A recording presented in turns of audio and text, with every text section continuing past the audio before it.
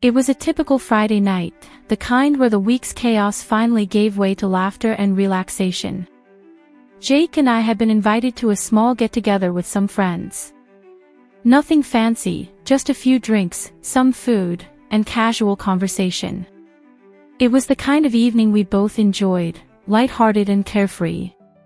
We were sitting around the living room, the TV muted in the background, as everyone swapped stories about old times and past relationships. People were laughing about awkward first dates, bad breakups, and silly mistakes. You know, the usual things people share when they've had a few drinks. The conversation shifted to exes, as it often does when people feel comfortable. I wasn't really thinking much about it, honestly. I had a drink in my hand and was enjoying the warmth of the room and the familiar faces around me. My mind was elsewhere, just floating in the sea of conversation. Someone, one of our friends, I think, made a joke about how many relationships they'd been through before settling down. Everyone laughed, and I chimed in, caught up in the moment.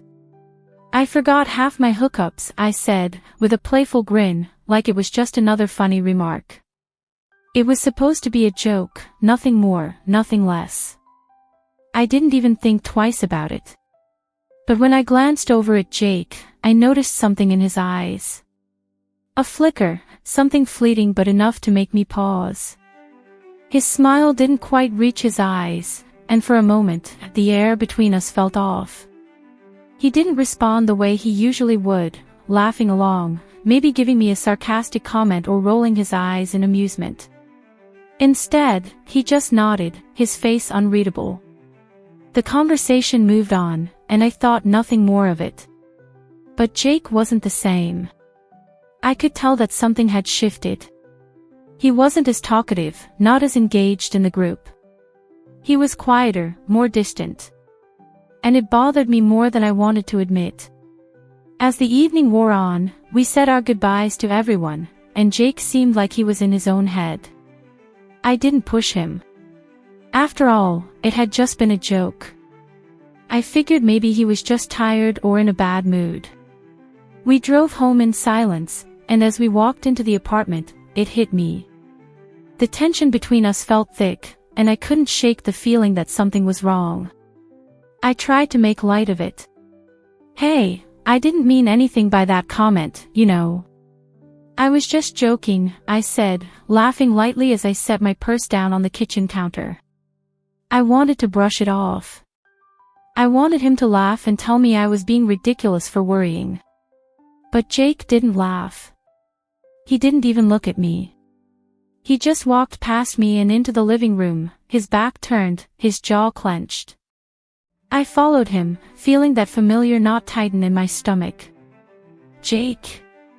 I called out, my voice tentative. He turned to face me, and I saw it. His expression was flat, almost cold. His eyes, which used to sparkle with warmth whenever he looked at me, now held something darker. I need some time to think, he said, and then he walked to the couch and sat down, leaving me standing there, confused and unsettled. I stood frozen for a moment, trying to process what had just happened. The man I married, the man who used to joke and tease with me, now sat on the couch, distant and unreachable. It was like the spark had gone out of him, leaving only a shell behind. I tried to shake it off, telling myself that I was overreacting. It was just a joke, after all. A stupid, careless comment that shouldn't have mattered. But the more I thought about it, the more I realized that something wasn't right. Jake was always open with me, always willing to talk things out. But now, it felt like he had closed himself off, like that single remark had somehow created a wall between us. I tried again, reaching out to him, but he just looked at me with a distant, almost apologetic glance. I'll go to bed, he said softly, as if he was speaking to someone he didn't really know anymore. I stood there in the silence, the weight of my words hanging in the air, suffocating the space between us. And for the first time in our relationship, I felt completely alone. The next morning, I woke up to the sound of the shower running. The bed next to me was cold, untouched, and I immediately felt that knot in my stomach again. It was like I could feel the distance between Jake and me, even when we were in the same room. I sat up slowly, glancing at the clock. It was late, too late for him to still be getting ready for work. I could hear the water running, and I knew he hadn't gone anywhere. He was still here, physically, but the emotional gap between us felt immense. When Jake finally came out of the bathroom, he didn't look at me. His eyes stayed focused on his phone as he scrolled through something, and his movements were mechanical. He was going through the motions, but his presence felt absent, as though his mind was somewhere else entirely. I tried to greet him like I usually would, casually, lightheartedly, hoping to break the ice, but the words didn't come out quite right. "Morning, Jake. You, sleep okay?" I winced as the question left my lips. It sounded forced, like I was trying too hard. He nodded, not meeting my gaze. "Yeah." The word was flat, lifeless. I waited for him to say more, to ask me how I slept or make a joke about the way I stole the blankets, something that would feel familiar and safe. But nothing came. It was like we were strangers who happened to be in the same space. I tried again, this time more seriously. "Jake, what's going on? We can talk about last night, if you want." His shoulders stiffened, and for a brief moment, I thought he might say something. But instead, he let out a deep sigh and walked past me, toward the kitchen. I followed him, feeling that sense of dread creep in. Something was wrong, so wrong, and I didn't know how to fix it. He poured himself a cup of coffee, his movements slow and mechanical, like he was on autopilot. I couldn't stand the silence. I had to say something, anything to get through to him. "Jake, I'm really sorry about last night. I didn't mean anything by it. You know that, right?" I tried to keep my voice steady, but the uncertainty in my words betrayed me. He didn't answer at first. He just stared at the coffee as it poured into his cup, and I thought for a moment that he wasn't going to speak at all. Then, he set the cup down and turned to face me. "I don't even know why I married you, Emma," he said, his voice so quiet I almost couldn't hear it. It took a moment for the words to sink in, and when they did, my heart dropped to my stomach. I felt the room close in on me, as if the walls were moving in with the weight of his words. I couldn't breathe. His eyes were distant, like he was looking at someone he didn't recognize. He wasn't angry, he wasn't shouting or raising his voice. But the calmness in his tone was somehow worse than anything he could have screamed at me. "Jake, don't say that," I pleaded, trying to make him look at me, trying to make him see me. "I'm sorry for the joke, but that doesn't change how I feel about you." But he just shook his head, the disappointment in his eyes cutting deeper than anything else. "I thought I was the one who was supposed to be enough for you," he whispered, more to himself than to me. "But now I'm wondering if I was just another name on your list." I could feel the tears start to sting behind my eyes, but I didn't want to cry. I wanted to fix this, to make him understand. But the words weren't there. I felt lost, and for the first time, I realized that I had no idea how to reach him anymore. The days that followed felt like a blur, each one blending into the next with an unspoken tension that hung in the air. Jake's distance became unbearable. He wasn't cruel, but he wasn't himself either. He would come home late from work, his eyes tired, his shoulders heavy with something I couldn't name. He'd eat dinner in silence, and when I would try to make small talk, he'd give me half-hearted answers, barely meeting my eyes. Every conversation felt like I was talking to a wall. At first, I told myself it was just a phase, a temporary fallout from that stupid joke I had made. After all, we had been together for 3 years, and this wasn't the first time I had said something careless. But this time, it felt different. Jake wasn't bouncing back like he usually would. It was like a switch had been flipped, and now, he was gone. The man who used to laugh with me, tease me, and share his thoughts was slowly fading into someone I didn't recognize. The pain of that realization was sharp, and every time I looked at him, I felt it. My heart ached with the fear that I was losing him. I tried to reach out, but he always seemed just out of arm's reach, slipping through my fingers every time I thought I was close enough to pull him back. It was in the quiet moments that the fear grew the loudest. When I lay in bed next to him at night, I could feel the space between us, even though we were physically close. I would turn over, hoping to find some comfort in his warmth, but he was always facing the other way, his back turned to me. There was no intimacy, no connection. Just cold emptiness. And every time I tried to close the gap, he pulled further away, retreating into himself. One night, after he came home late from work again, I couldn't take it anymore. I had been holding my breath for days, waiting for the moment when he would finally talk to me, when he would finally see that I was sorry. But that moment never came. Instead, I felt like I was drowning in the silence that surrounded us. "Jake," I said, my voice trembling slightly. "We need to talk." He didn't look up from his phone. "Not now, Emma. I'm tired." "Please," I whispered, feeling the weight of my words. "I can't keep doing this. I don't know how much longer I can pretend like everything's fine." He looked at me then, really looked at me, and for a brief second, I saw a flicker of the man I loved. But it was quickly gone, replaced by that same empty stare. "You don't get it, do you?" he said softly. "It's not just the joke. It's everything. I've been thinking, maybe I'm not the person you thought I was. Maybe I'm not the person I thought I was." My heart shattered at his words. My whole world felt like it was crumbling around me. "Jake," I whispered, "don't say that. Don't push me away. Please, I'm sorry. I didn't mean what I said.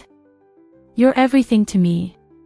But his face remained unreadable, and I realized, in that moment, that the fear wasn't just about losing him, it was about losing us. The version of our relationship that I had so desperately clung to was slipping through my fingers, and there was nothing I could do to stop it. I had no idea how to bring him back, and the thought of losing him terrified me more than anything else. For the first time since this all started, I felt completely alone. The silence between Jake and me became unbearable. It was a constant, suffocating presence in our home, filling every room we entered. I began to wonder if he had already checked out, if the man I had known and loved was gone for good. Every attempt to bridge the gap only seemed to deepen the divide. We didn't argue, there were no fights, no heated words exchanged. It was worse than fighting. It was a complete emotional withdrawal, an unspoken agreement that we were both too afraid to break. Days turned into weeks, and I started to feel like a stranger in my own life. I would sit in the living room, waiting for Jake to come home, only to be met with the same indifferent silence when he walked through the door. He wasn't angry with me, he didn't seem capable of being angry. He just didn't care.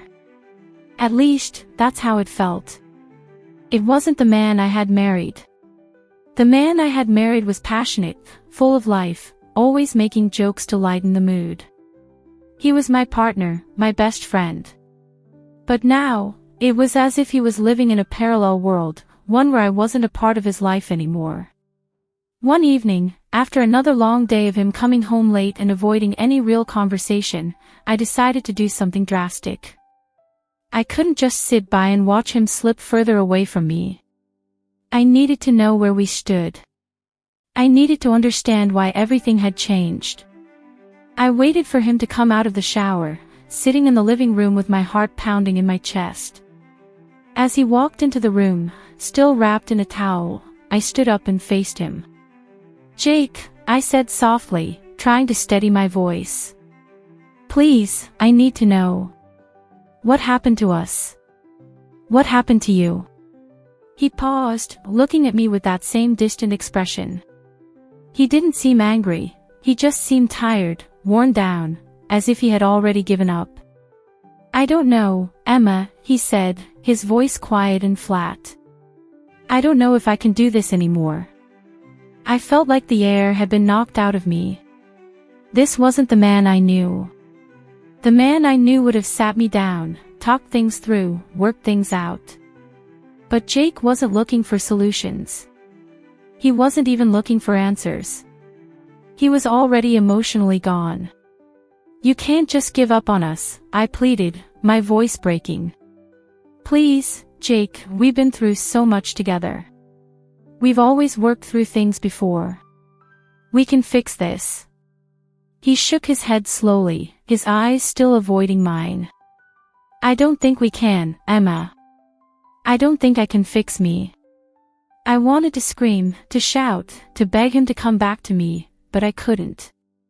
I just stood there, numb, staring at him as he continued to withdraw into himself. His words felt like a dagger to my chest, but it wasn't the words that hurt the most. It was the look in his eyes, the look that said he was already mourning our relationship, even though it wasn't over yet. I tried again, forcing the words out of my throat, desperate for any sign of hope. Jake, please don't do this. You're the person I want to spend my life with. Don't shut me out. He sighed deeply, his shoulders slumping as he finally met my eyes. I don't know if I can love you the way you need me to anymore. I'm sorry. I felt like the world had come crashing down around me. The silence that followed his words was deafening. It was like we were standing at the edge of a cliff, both of us too afraid to take a step forward, but neither of us willing to look back. I didn't know how to fix it, how to save what little was left of us. All I could do was stand there, my heart breaking with every passing second, knowing that the man I had loved was slipping further and further away, and I had no way to stop it. I spent days wrapped in a blanket of sorrow, my mind a whirlwind of unanswered questions and unspoken words. The cold silence between Jake and me had become unbearable, yet I couldn't bring myself to walk away. Despite his emotional withdrawal, I held on to a fragile hope that we could find our way back. I didn't know how, but I couldn't let go of the idea that maybe, just maybe, we could fix what was broken between us. One night, as I sat alone on the couch, replaying every conversation, every moment where I had failed him in some way, my phone buzzed. It was a text from Jake, short, almost hesitant. Can we talk tonight? I felt a flicker of hope in my chest, but it was quickly overshadowed by a pang of fear. Was this the moment where he would finally tell me it was over? Or was he reaching out, admitting he had made a mistake? I couldn't predict what was coming, but I couldn't resist the pull to finally face the truth. Later that evening, he sat across from me at the kitchen table, his eyes avoiding mine, his hands fidgeting with the edge of his shirt. The air was thick with tension. We both knew this conversation would be the turning point, the moment where everything would either fall apart or have a chance to heal. I've been thinking a lot, Jake began, his voice low, almost reluctant. About everything. About us. I've been so angry, so lost. I think I forgot why I fell in love with you. My heart tightened in my chest, a wave of sadness sweeping over me. I had feared this moment, him admitting that he no longer remembered why he loved me. The thought of losing him completely felt like the end of the world. I don't want to be angry anymore, he continued, his voice breaking slightly. I don't want to keep blaming you for my own mistakes. I've been shutting myself off, and I see that now. I was wrong. I stared at him, not knowing how to react. Was he just saying what I wanted to hear? Was this another attempt at placating me, or was he truly admitting that he had been lost in his own bitterness? I'm sorry, Emma, he whispered, finally looking up at me. I thought I was protecting myself, but I was only pushing you away. I've been afraid that if I let myself love you fully again, I might lose you. But now I realize that pushing you away was the thing that almost destroyed us. His words hit me harder than I expected. In that moment, I understood. The man I loved wasn't cold or indifferent, he was scared. Scared of the vulnerability that love demanded. Scared of the potential for loss that comes with giving your heart fully to someone. I reached out, my hand trembling as I placed it on his. Jake, I never wanted to make you feel like you weren't enough. I was scared, too. I pushed you away by trying to keep everything lighthearted when I should have just been honest with you. For the first time in weeks, we both sat in silence, not the cold, suffocating silence that had defined our relationship lately, but a new kind of silence. One that was filled with understanding. I realized, in that moment, that the love we had was still there, buried under layers of fear and pride, but it was still alive. I love you, Emma, Jake whispered, his voice more certain than I had heard it in months. I think I forgot that for a while, but I remember now.